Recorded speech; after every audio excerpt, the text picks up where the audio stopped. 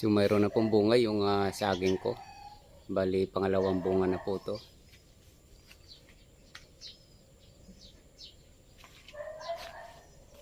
Ayan o.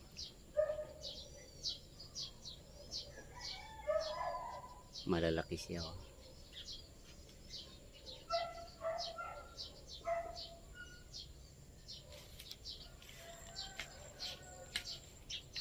So ito nga langka naman ay sinasadya ko pong binabaluktot ko yung katawan niya para mababa lang. Kasi kung patataasin, so sisirain lang din ng bagyo. So kailangan mababa lang talaga. So yung iba naman ay tinutumba talaga, pero since maliit lang yung space ko, kaya babaluktutin ko na lang para mababa lang. Sisirain din naman kasi ng bagyo yan. So yan o. Dati mataas na yan, pero inano talaga ng bagyo. Pero okay na rin yan dahil pag namunga yan mababa lang siya.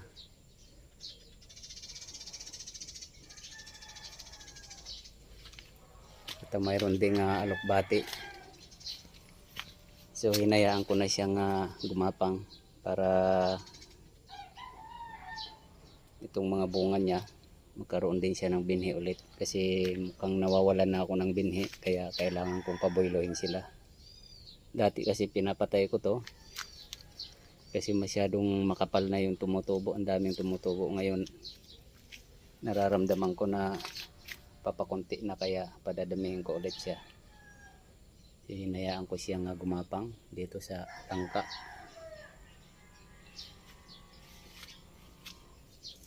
Ito naman yung kamyas, so malaki na siya oh.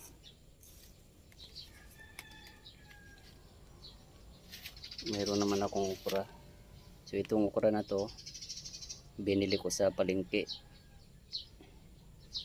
Ngayon ayan, nagbunga na siya. So sinasadya ko talaga siyang pinuputulan para mababa lang ang ano niya, katawan, para hindi siya tataas ng tataas. Sasangapayan yan.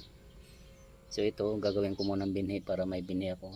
So nakakuha na rin ako ng bunga niyan. Ayan naman yung papaya. So hindi na ako naglilipat ng papaya dahil namamatay siya pagka nililipat. Yan, tutumbahin ko na lang yan kapag malaki-laki na. So hahanapan ko siya kung saan ko siya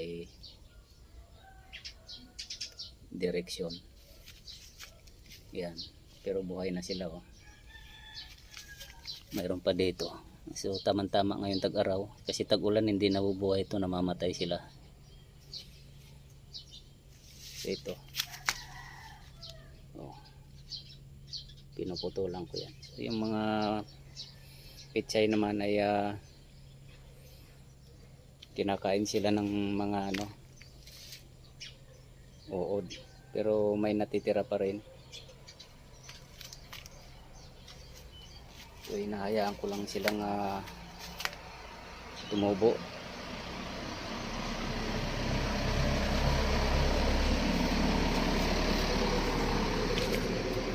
So kung may matitira, yan yung para sa tao.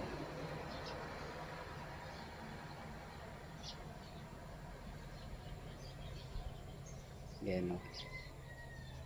Yan o, hindi ko nga tinanggal yung mga dati kong tanim na pitsay kasi mawawalan ako ng pitsay. So dahon lang ang ginugupit ko muna, pero mayroon na silang mga kasunod. Ayan o. Ayan. So kapag po pwede na yan, pwede ko nang bunutin yan, itong mga luma, mga matatanda na. So ganun lang yung ginagawa ko hanggat maliliit pa. So ginugupitan ko lang siya pag gusto kong magulay. So ito yung sinasabi ko nga, pinuputulan ko. Ayan o, magsasanga na siya o, yung okra. Ayan.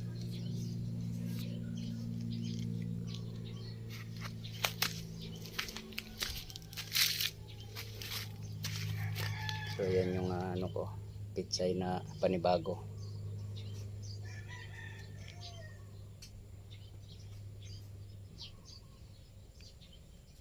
So kapag lumaki-laki na ng konti yan, ay pwede ko nang abunuhan yan. So lalaki na yan sila.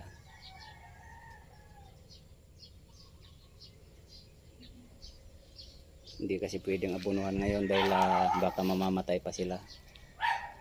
So biglang lalaki yan pag naabunuhan na yung mga yan.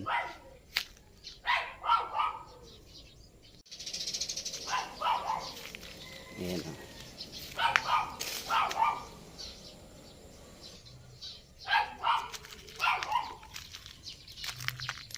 Mayroon pa ako dito sa side na to. So ganun din to. Ginugupitan ko lang dahil wala pang kapalit yan. Pag gusto ko magulay, gupit lang ako ng gupit. Pero yung uod din ay umaatake rin, no. Talagang hindi maiwasan yung uod. Pwede naman kung i-sprayan siya. Pero hanggat maaari hindi ako nag-i-spray kasi mas maganda pa rin yung walang spray. Pero kung talagang kailangan na, so i-sprayan ko na. Yan, oh. Malapit ko nang pasundan itong area na to dito. Ayan naman yung mga sili. Ayan, oh, malalaki na sila, oh. So hinahayaan ko lang silang tumubo ng tumubo para hindi ako mawawala ng tanim na sili. Kasi pag panahon ng mahalang sili, napakahirap.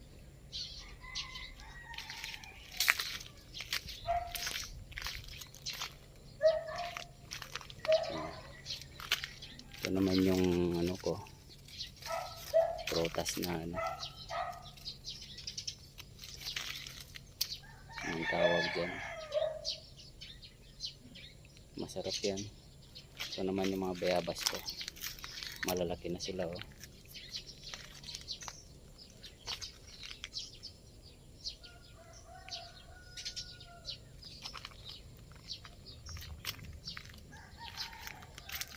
Ito, malalaki na, oh.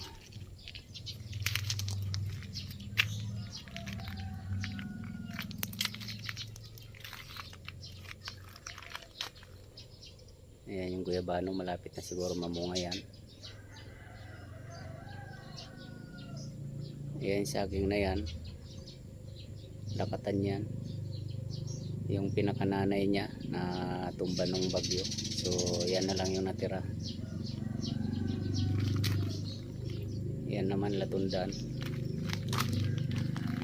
So nilipat ko na dahil para umiwalay siya dito sa grupo na to. So ito latundan to. Yan. Mayroon pa akong lakatan dito, ayan, oh. Yan.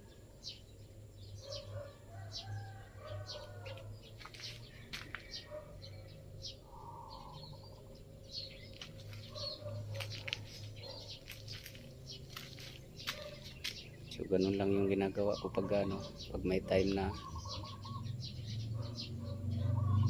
makapaglinis, so naglilinis ako dyan.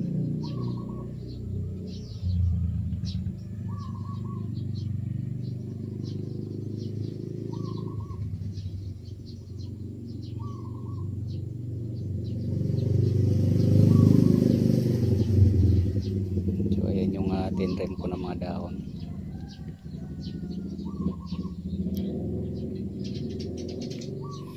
Ito naman yung kalamansi. So sinisira ng bagyo kapag kaya binabaan ko, pinutulang ko siya. Masyadong malakas yung bagyo dito kapag talagang dumarating yung panahon ng bagyo. Grabe ang lakas.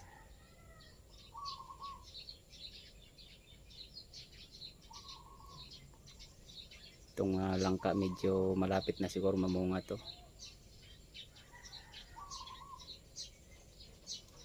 Yan. 3 years mahigit na itong langka na yan. Mayroon akong nakita nga ganyan nakalaki.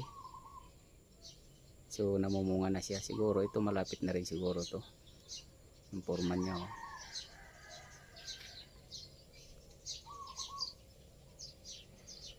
So hanggang dito na lang po muna ang video kong ito. Please like, subscribe na lang po and hit notification bell para sa susunod na mga video. God bless us all po.